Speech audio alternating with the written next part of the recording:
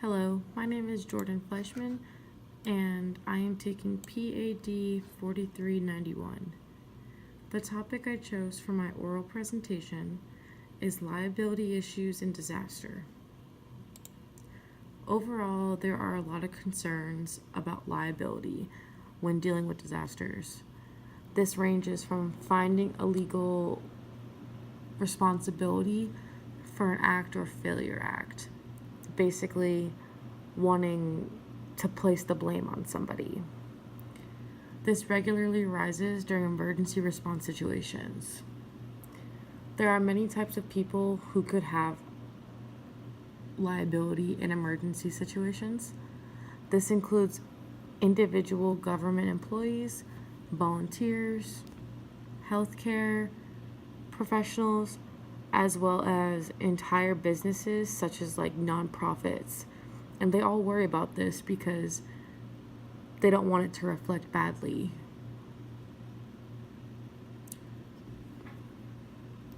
There are different types of liability. These are the main four: direct liability, vicarious liability, tort liability, and criminal liability. Direct liability means that a person or entity is legally responsible for their actions or omissions. It's pretty much how it sounds, very direct. Vicarious liability is a type of secondary, which a person or entity is held responsible for the actions of another person who they have a legal relationship with. This is seen in the context of an employer being held responsible for its employee, or like a corporation or nonprofit. Some may try to limit their potential vicarious liabilities by designating persons as independent contractors because those are different than regular employees or agents.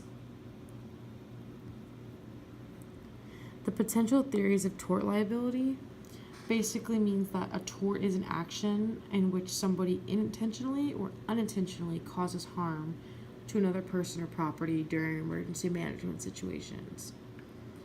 A tort claim allows an aggrieved person to sue the actor in the civil court.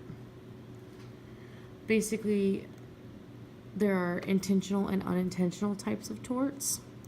The intentional torts occur when an actor intends to harm or touches a person with the intent to harm, while unintentional torts occur when an actor harms somebody through their actions that did not necessarily intend the harm.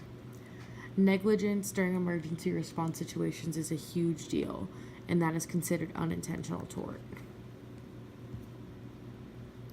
Negligence involves unintentional wrongful conduct that harms another.